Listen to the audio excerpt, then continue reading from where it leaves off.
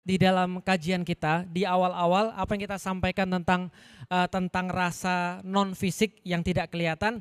Allah sampaikan di dalam Al-Qur'an, huwallazi ba'atsa fil ummiyina rasulam minhum yatlu alaihim ayatihi.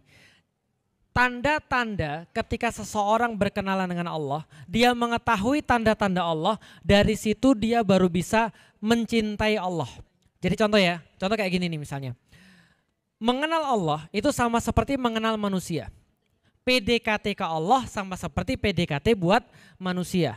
Bedanya adalah kalau laki-laki itu fisikal, gitu kan ya. Kalau perempuan lebih kepada perasaan. Kalau laki-laki kan fisik kan ya, ngelihat putih, bening, matanya bulat, suka. Lalu kemudian dia cari tahu, semakin cari tahu semakin senang, semakin suka dan seterusnya. Sama, perempuan ke laki-laki walaupun tidak fisikal tapi sama, perhatian, pengertian, lembut, lalu kepastian dan segala macam itu membuat seorang perempuan bisa suka sama seorang laki-laki. Tapi kita harus mengenal sebelum suka. Allah juga sama. Maka Allah katakan tugas para nabi adalah yatlu alaihim ayatihi. Membacakan kepada mereka, memastikan mereka agar faham, membuat mereka menyadari tanda-tanda keberadaan Allah. Contoh, misal, pernah lihat pohon kesambar petir di depan mata? Belum. Yang sudah lihat di depan mata pernah lihat nggak yang aneh-aneh gitu? Oh, pernah lihat angin kenceng nggak? Puting beliung. Sampai motor gerak. Takut nggak? Itu yang saya rasakan, paham ya? Ketika saya rasakan misalnya ngelihat angin kayak gitu, terus kemudian nggak ada yang gerak, saya mikir gini, ini siapa yang bisa menyelamatkan selain Allah? Lalu saya bilang begini, kalau ini aja kayak gini ciptaannya, apalagi nyiptain angin? Maka saya mikir, contoh lagi saya pernah gempa bumi selama 2 menit. Orang 30 detik aja lama. Itu saya turun dari kantor saya lantai 2, itu goyangnya lantai 2 doang. Saya nggak bisa bayangin tuh yang di Semanggi. Yang lantai 40, lantai 30, itu pasti horor tuh. Itu saya turun lari dari lantai atas ke bawah, di jalan saya duduk ibu. Saya duduk, itu pun masih pusing tuh. Terus saya mikir begini, saya ngeliatin tiang listrik goyang, saya ngeliatin rumah goyang. Saya mikir begini, saya mau lari kemana? Orang saya lari kemana-mana goyang semua. Bisa dibayangin Bapak Ibu sekalian? Itu kalau ada yang likuifaksi kemarin itu, tahu kan yang rumahnya jalan-jalan itu? Yang gempa di Palu, masih ingat? Itu kalau kita di sana kira-kira gimana? Kalau kita selamat kira-kira tobat nggak kita? Itu namanya yatlu alaihim min ayatihi. Kalau laki-laki kan fisikal, itu fisikal. Maka Allah kadang-kadang bilang di dalam Al-Quran, coba kalian lihat orang-orang yang mereka orang Yahudi, yang mereka itu munafik, itu seperti kata Allah, mereka tuh jalan kalau cuma pas ada petir aja. Jadi jalan di kegelapan kalau cuma ada petir, ya coba tes aja tuh dalam kehidupan kita kayak apa. Makanya orang tuh banyak beriman pada Allah di mana? Satu kata Allah, di lautan itu banyak orang beriman pada Allah. Kenapa? Karena dia ngelihat tuh lautan tuh nggak ada ujung. Anda pemenang olimpiade ya, disuruh berenang di laut, itu bukan mati gara-gara nggak bisa berenang. Mati kejeng tahu nggak? Karena itu nggak mungkin kalau direnang itu, bisa dipahami Bapak Ibu sekalian. Belum lagi arusnya, ombaknya dan segala. Maka Allah katakan banyak orang-orang di laut tuh ketemu keimanan. Di mana lagi orang ketemu keimanan? Pas tersesat di padang pasir. Orang baru tahu tuh, oh kayak begini ya, nggak mungkin saya selamat kalau nggak ada yang nunjukin saya. Makanya apa? Hadiah bagi orang-orang yang lagi terjebak di padang pasir. Arah, dia bukan makanan yang buat dia seneng, bukan mainan yang buat dia seneng. Dikasih istri baru, nggak seneng dia. Yang dia senang apa? Dapat petunjuk. Gitu kan ya. Nah maka orang-orang itu bisa berkenalan dengan Allah lewat tanda-tandanya. Nah sejauh mana kita bisa memahami tanda-tanda Allah, disitulah kita bisa memahami keimanan. Contoh, dulu sebelum saya masuk Islam, ketika saya sudah tertarik dengan Islam, saya mau tahu seperti apa kekuatan pencipta. Saya belum tahu namanya Allah, yang saya lihat apa? Yang saya lihat adalah bagaimana sains itu ternyata menggambarkan segala sesuatu itu teratur. Contoh, saya pernah ngasih tahu ibu-ibu tentang hukum Pi. Pi itu berapa? 3,14 sekian. Pi itu dari mana Pi? Ada yang tahu Pi dari mana? Pi itu dari namanya deret Fibonacci. Deret Fibonacci itu adalah deret yang diambil dari bagaimana dia memperhatikan pola-pola alam. Ternyata setelah memperhatikan pola-pola alam, Fibonacci orang Itali, dia sempat belajar sama orang-orang muslim, matematikawan muslim. Dia sempat belajar, dia ketemu satu pola. Apa polanya? Ada guru matematik di sini? Enggak ada. Oh, kalau gitu saya bisa agak sok hebat gitu ya. Angka Fibonacci itu adalah angka yang didapat dari penjumlahan dua angka sebelumnya. Contoh, 1 tambah 1, 2 tambah 1, 3 tambah 1, 3 tambah 2, 5 tambah 3, 8 tambah 5, 13 tambah 8, 21 dan seterusnya. 1, 2, 3, 5, 8, 13, 21 dan seterusnya. Itu namanya deret Fibonacci. Nah deret Fibonacci itu kalau angka di depan dibagi angka belakangnya dapatnya pi. 3,14 sekian.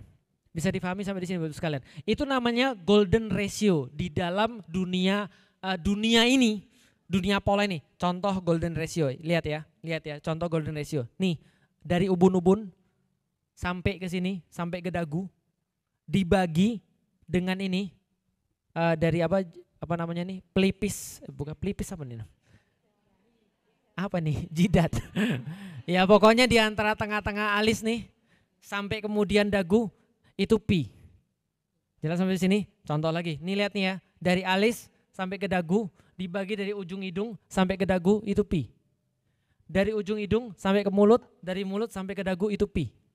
Apalagi mau tahu? Nih, dari lengan sampai ke ujung jari dibagi dari ini, dari siku sampai ke ujung jari itu pi. Paham sampai di sini? Mau tahu lagi? Oke, dari sini nih, dari apa nih namanya? Pergelangan sampai ke ujung tangan dibagi dari sini nih ruas-ruas sampai ke ujung itu pi. Dari sini sampai sini sampai sini itu juga pi. Ini dari sampai sini, ini sampai sini itu juga pi. Mau tahu lagi yang lain? Gigi itu juga sama. Kecuali kalau gigi Anda aneh. Jelas ya? Detak jantung, deg-deg, deg-deg, deg-deg. Itu deg satu sama deg yang lain tuh jaraknya sama atau jaraknya beda? Kalau mau tahu lihat tuh kalau pas lagi orang masuk rumah sakit tuh. Deg-deg. Deg-deg. Itu deg satu dengan deg yang satu lagi itu tingginya pi kalau dibagi. Dan jarak waktu satu dengan satu lagi itu juga pi.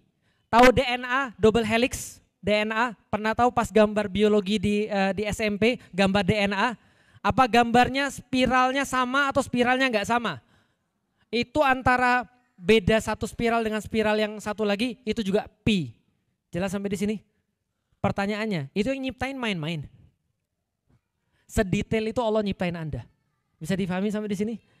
Kalau Allah nyiptain itu sedetail itu untuk nyiptain Anda, mudah nggak bagi Allah untuk ngacauin hidup Anda? Terus kalau nggak beriman, saya mau apa lagi? Paham ya? Mengetahui Allah itu dengan tanda-tandanya gampang. Dengan tanda-tandanya gampang banget. Tanda-tanda itu di mana-mana. Ustadz, saya tuh nggak suka pelajaran matematik. Fisika juga nggak suka Ustadz. Kimia apalagi Ustadz? Ya sudah. Pernah lihat ada orang ngedot ibunya, nyusu ke ibunya? Pernah. Kok dia bisa nyusu? Padahal anak bayi itu nggak bisa buang ingus, tapi bisa nyusu. Bisa difahami? Dan siapa itu yang ngajarin dia nyusu? Nggak tahu. Tapi masalah kalau dia nggak nyusu dia mati. Oke, coba lihat. Laba-laba.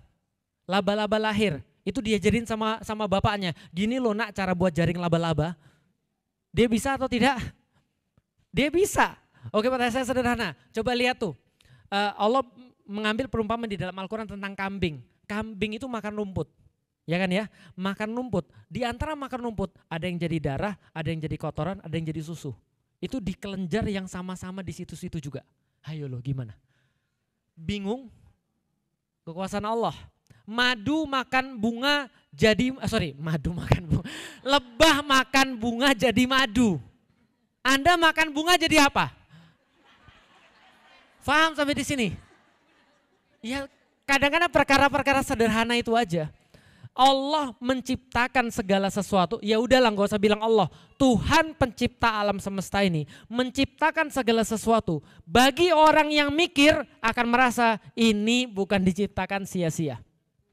Jelas ya? Pasti ada yang ngitung. Semua diciptakan begitu rumit dan beda satu sama lain.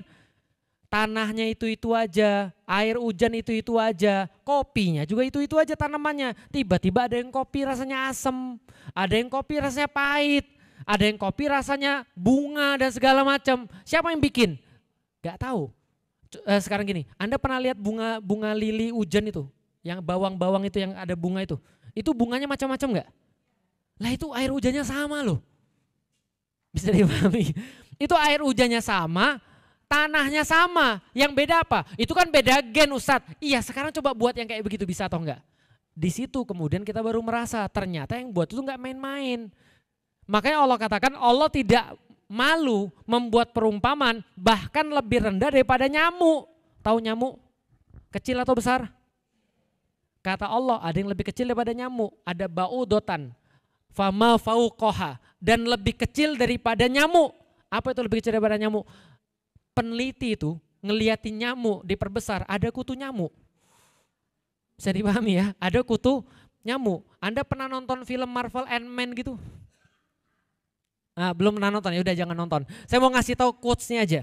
Setelah diperbesar terus sampai mikro nano apa pokoknya gitulah, dia bilang dalam satu butir debu itu ada kehidupan tersendiri.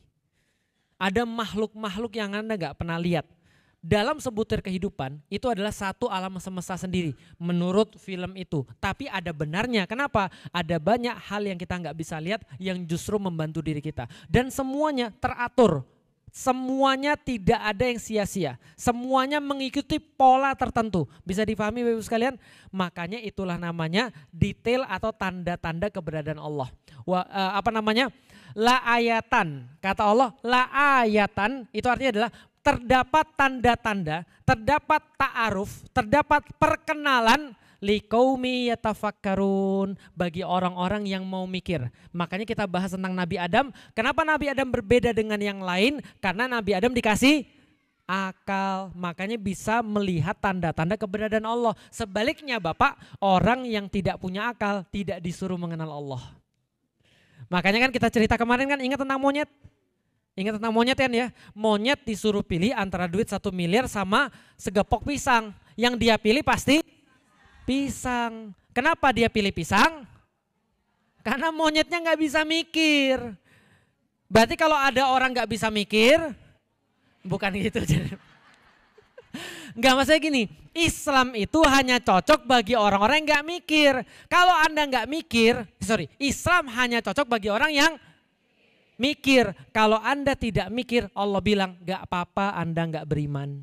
Makanya orang-orang yang gak mikir, Allah katakan, Rasul katakan, rufi al-qalam, sudah diangkat pena dia.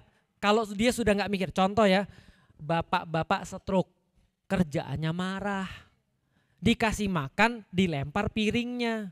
Kerjaannya maki-maki istrinya, dia dosa atau enggak? Lah kalau stroke-nya sudah sampai otak, itu enggak dosa. Bisa dipahami ya, sudah enggak ngerti lagi. Saya punya teman bapaknya stroke, terus enggak sholat, dosa enggak? Enggak, sudah enggak dicatat malaikat lagi. Yang dicatat kita yang ngurus, dianya sudah enggak dicatat lagi. Pernah sakit sampai halusinasi? Saya masuk Islam. Setelah saya masuk Islam, terus disunat. Setelah disunat, sakit parah. Bayangin sampai halusinasi. Saya sholat Allahu Akbar. Rokat kedua tidur. Pas bangun, astagfirullahaladzim belum sholat Allahu Akbar. Rokat pertama tidur. Sholat lagi, rokat ketiga tidur, ketiduran betul. Sholat keempat, Allahu Akbar. Selesai, assalamualaikum warahmatullahi wabarakatuh. Ternyata sholatnya bukan ke kiblat. Saya pernah kayak gitu, dosa enggak? Enggak. Karena saya sudah enggak sadar. Jelas ya? Maka kalau orang sudah enggak sadar, dia enggak dikasih dosa dan pahala. Karena dia sudah enggak bisa lagi pakai akal. Maka boleh enggak ibu-ibu enggak kerudungan? Boleh. Kalau gila. Kalau gila mah enggak ditanya. Saya dulu di kampus IPB, ada orang gila pakai kerudung. Tapi kerudungnya gak bener, ya gimana mau disalahin, kerjanya godain cowok lewat. Lah apa mau yang disalahin, yang gak salah karena sudah gak punya akal. Makanya Allah katakan di dalam Al-Quran, liulil albab, liqaumi ya'qilun, liqaumi yatafakkarun. Kata Allah adalah tanda-tanda Allah. Allah bisa dikenal oleh orang yang mikir, oleh orang yang berakal, oleh orang yang menggunakan akalnya. Gitu kan ya, bisa dipahami ya. Itu adalah tanda-tanda keberadaan Allah. Semakin Anda memahami tanda-tanda keberadaan Allah, Anda akan semakin mencintai Allah. Disingkat kajian kita kemarin 10, Allah bisa dikenal dengan 2. 1, ilmu. 2, Oke, cari 2 itu, ilmu, bukti, insya Allah kita mengenal Allah.